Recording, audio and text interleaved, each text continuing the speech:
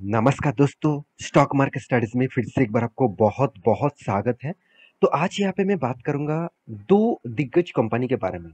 एक है अ, देखा जाए तो टू व्हीलर इन सॉरी फोर व्हीलर इंडस्ट्रीज में और हेवी व्हीकल इंडस्ट्रीज में दोनों ही कंपनी है। जो दोनों कंपनी के बारे में आज बात करूंगा वो दोनों कंपनी ही लीडर है। एक है टाटा मोटर्स और दूसरा है अशोक लेलैंड।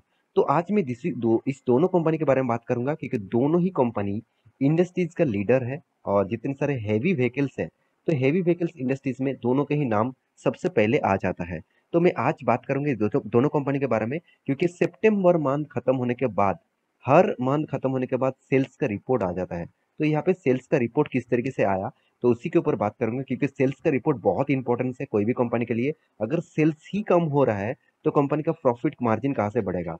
तो सेल्स कितना हुआ वो तो देखना है, उसके बाद क्वार्टर का रिजल्ट भी आने वाला है।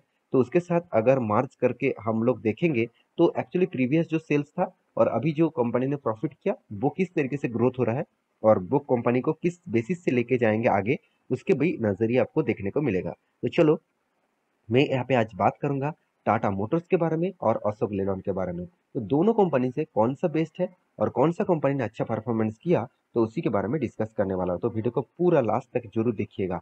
और अभी तक अपने इस चैनल को सब्सक्राइब नहीं किया तो देर किस बात की, जाकर अभी सब्सक्राइब कर लीजिए क्योंकि आपको बहुत सारी इन्फॉर्मेशन इस चैनल के माध्यम से मिलता रहेंगे। तो प्लीज चैनल को सब्सक्राइब करके रखिए क्योंकि मैं बहुत सारे स्टॉक मार्केट छोटा से छोटा चीज को मैं आपके सामने डिस्कस करूंगा। और हाँ, आपको टेक्निकल चार्ट पैटर्न भी बताऊंगा तो इसलिए इस चैनल को ज्वाइन करिए और साथ ही साथ टेलीग्राम को भी ज्वाइन कर सकते हैं अगर आपको ट्रेड करना है, ट्रेड करके पैसा कमाना है तो चलो देख लेते हैं आज इस दोनों कंपनी के बारे में। तो सबसे पहली बात हैवी व्हीकल्स, आप सभी जानते हैं हैवी व्हीकल्स के इंडस्ट्रीज में टाटा मोटर्स जैसे कंपनीज, साथ ही साथ आप देखेंगे तो अशोक लेलैंड जैसे कंपनीज। तो इस तरीके से कंपनीज के यहाँ पे देखिए टाटा का जो प्रोडक्ट है, जितने सारे गाड़ी सब देखेंगे तो टाटा का है, अशोक लेलैंड का है। तो सॉरी टाटा और महिंद्रा लिख दिया, यहाँ पे टाटा और अशोक लेलैंड होगा, अशोक लेलैंड यहाँ पे देखने को मिलेगा। तो टाटा और अशोक लेलैंड के गाड़ी आप देखेंगे तो सारे के सारे हैवी व्हीकल्स इंडस्ट्रीज में वो लीडर है।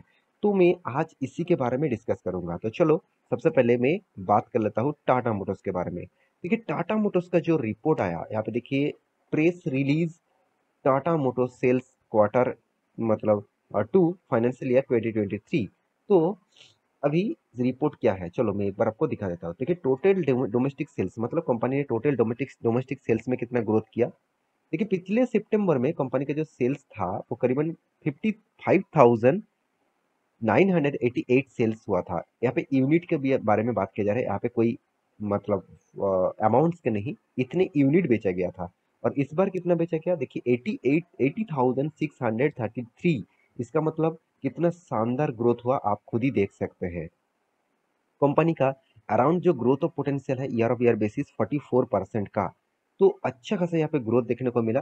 अभी कंपनी का जो बाकी सेल्स है प्रोडक्ट वाइज आप सेल्स देखेंगे तो देखिए कंपनी का M&H CV है, INLCV है, जितने सारे पैसेंजर कैरियर्स है, SCV मतलब SCV जो कार्गोज है, पिकअप वैन है।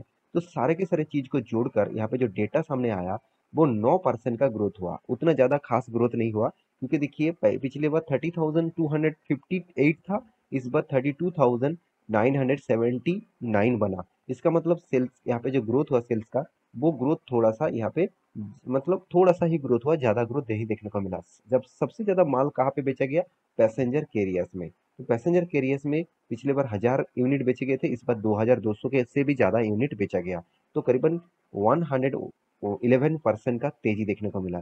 तो अभी सीवी एक्सपोर्ट मतलब प्रोडक्ट जो एक्सपोर्ट करते हैं कंपनी, तो एक्सपोर्ट का सेल्स डाउन हो चुके हैं क्योंकि आप सभी जानते हैं ग्लोबली जो इम्पैक्ट है, ग्लोबली जिस कंट्रीज के ऊपर माल बेचते हैं जैसे यूएस हो गया, यूके हो गया, साथ ही साथ जर्मनी हो गया, इस तरीके से कंपनीज को मतलब इस तरीके से कंट्रीज को माल बेचते हैं। तो जहाँ पे अभी रेसिशन चल रहा है, जहाँ पे अब मार्केट में हालत बहुत खराब है, उस जगह पे उस सिनेरियो में आपको यहाँ पे देखिए सीवी जो एक्सपोर्ट प्रोडक्ट है वो कम बेचने को देखने को मिलेगा क्योंकि 3,000 यूनिट बेचा गया था, अभी 1,900 यूनिट बेचा गया है।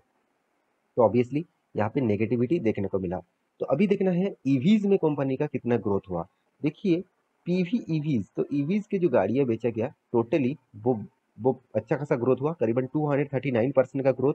पिछले बार 1000 यूनिट बेचे गए थे, 1000 करीबन 80 रुपीज़ के यूनिट बेचे गए थे, 80 यूनिट्स बेचे गए थे। इस बार 3655 का यूनिट बेचा गया है। तो यहाँ पे अच्छा ग्रोथ देखने को मिला, करीबन 239% का ग्रोथ। तो ओवरऑल बात करूँ, टाटा मोटर्स का जो ग्रोथ ऑफ पोटेंशियल है, वो मुझे पिछले बारों से मतलब सितंबर अगस्त मंथ की जो रिपोर्ट था, उससे अगर कंपैरिजन करूँ सितंबर मंथ का, तो सितंबर मंथ में थोड़ा सा मुझे डाउन लगा। मतलब सेल्स तो हुआ मगर सेल्स का रेशियोज डाउन लगा, अगस्त मंथ में ज़्यादा था। तो मैं उसके वीडियो भी मेरे प्रीवियस लिस्ट में जाकर देख सकते हैं। आप गूगल में सर्च करेंगे टाटा मोटर्स सेल्स का रिपोर्ट, सॉरी गूगल में नहीं, आप मेरे प्लेलिस्ट में जाकर सर्च करेंगे टाटा मोटर्स सेल्स का रिपोर्ट, तो वहाँ पे आपको मिल जाएगा वीडियोस।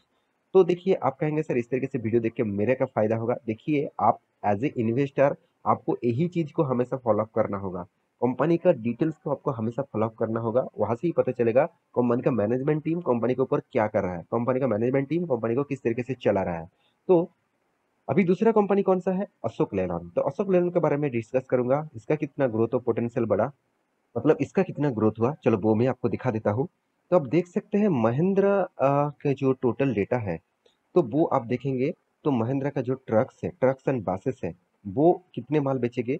तो महिंद्रा का जो सेल्स है सितंबर मंथ में पिछले बार कितना था, 4340 के यूनिट बेचे गए थे ट्रक्स।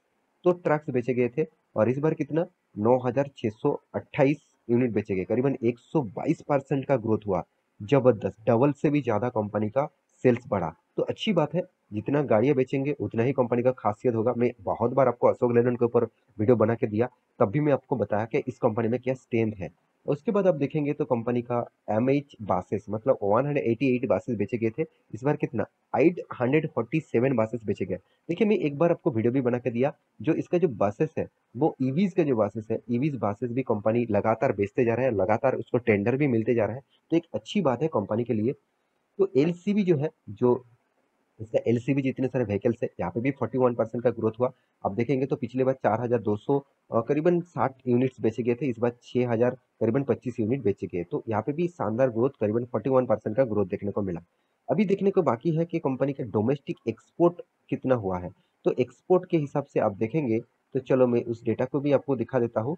हाँ, कंपनी का ट्रक्स एंड बसेस टोटल एक, मतलब डोमेस्टिकली कितना बेचा और एक्सपोर्ट कितना किया, टोटल कुल मिलाकर जो फिगर आउट है, वो करीबन पिछले बार कितना था, 5060 यूनिट का, इस बार 11314 यूनिट बेचा गया, करीबन 100 मतलब मतलब 125% का आसपास यहाँ पे तेजी देखने को मिला।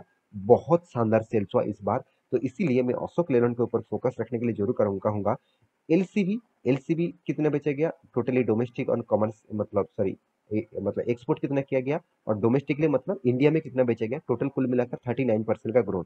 4400 यूनिट बेचे गए थे, 4470 यूनिट से भी ज्यादा, और पिछले बार से बहुत ज्यादा गुना यूनिट बेचा गया, इस बार 6235 यूनिट बेचा गया। तो हर डेटा आपके सामने मैं रख चुका हूँ। दोनों फिगर आउट करने के बाद मुझे एक ही चीज पता चला कि कंपनी में अ, अशोक लेलैंड में ग्रोथ ऑफ पोटेंशियल ज्यादा देखने को मिला है, मतलब अशोक लेलैंड में सेल्स का ग्रोथ ज्यादा देखने को मिला कंपेरिजन टू टाटा मोटर्स, क्योंकि टाटा मोटर्स का भी सेल्स हुआ, सेल्स का ग्रोथ हुआ, मगर पिछले जो कुछ मंथ में जिस तरीके से सेल्स हो रहा था, उससे थोड़ा सा सेल्स डाउन है, थोड़ा सा डाउन है। तो ऐसे नहीं कि तुम नेगेटिव में है, ऐसे बिल्कुल नहीं, पिछले मंथ से कंपेरिजन करूँ तो थोड़ा सा डाउन है। अभी दोनों कंपनी से आप, मैं बात करूँ दोनों कंपनी से कौन सा बेस्ट है, अगर दोनों कंपनी का कंपैरिजन करूँ, तो आप देखेंगे तो टाटा मोटर्स का मार्केट कैप तो बहुत ज़्यादा है, करीबन 1,40,000 करोड़ के आसपास, और अशोक लेलैंड का 44,000 के आसपास। कंपनी का डिविडेंड यील्ड के बारे में बात करूँ तो अशोक लेलैंड का डिविडेंड यील्ड अच्छा खासा देखने को मिला, टाटा मोटर्स ने तो डिविडेंड नहीं दिया। तो कंपनी का सेल्स ग्रोथ देखिए, टाटा मोटर्स का सेल्स ग्रोथ, कंपनी का प्रॉफिट ग्रोथ नेगेटिव में है, मगर अशोक लेलैंड का पॉजिटिव में है। और एक चीज देखेंगे तो टाटा मोटर्स का जो रिटर्न ऑफ इक्विटी है वो 1.40 है, और अशोक लेलैंड का 6.25 है, मतलब बहुत शानदार यहाँ पे देखने को मिला। और डेप्थ ऑफ इक्विटी दोनों का ही सेम सेम देखने को मिला, कोई बात नहीं। और कंपनी का सेल्स, मतलब market cap to sales, Tata Motors का मार्केट कैप टू सेल्स 1.50 है, और इसका मार्केट कैप टू सेल्स 1.44 है। इसका मतलब अशोक लेलैंड का जो वैल्यूएशन है, वो टाटा मोटर्स से मुझे ज्यादा देखने को मिला। अभी आप कहेंगे सर दोनों कंपनी से किसके ऊपर निवेश करूं, देखिए मैं अशोक लेलैंड के चार्ट पैटर्न दिखा दूं तो यहाँ पे टॉप बन चुके हैं 167 रुपीज के आसपास, फिर से एक बार टॉप बना चुके हैं हाई लेवल को तोड़ने का कोशिश कर रहे हैं। तो अगर ये लेवल तोड़ पाए, मतलब ये जो लेवल है इसको तोड़ पाए, तो एक नया मोमेंटम देखने को मिलेगा। Same to same Tata Motors के बारे में बात करूँ तो यहाँ पे एक सपोर्ट है, यहाँ पे एक सॉरी यहाँ पे एक रेजिस्टेंस है, यहाँ पे एक रेजिस्टेंस है, और फिर से यहाँ पे एक रेजिस्टेंस किया और एक ही लेवल में वॉल्यूम कर रहा है। तो मेरे हिसाब से वॉल्यूम यहाँ पे भी हो रहा था, उसके बाद देखिए किस तरीके से जम हुआ, फिर से एक बार वॉल्यूम हो रहा है, उसके बाद मुझे लगता है फिर से एक बार जम होने का चांसेस आपको देखने को मिल सकता है। तो बाकी फ्यूचर में देखा जाएगा कौन सा कंपनी किस बेसिस से जाता है। तो दोनों कंपनी मेरे फेवरेट है। आपके पास कौन सा कंपनीज है तो मुझे जरूर कमेंट करना, और इसी तरीके से वीडियो पाने के लिए चैनल को सब्सक्राइब भी करना। मिलते नेक्स्ट नया स्टॉक लेके, तब तक के लिए अच्छे से रहिए, अपने ख्याल रखिए, बाय बाय।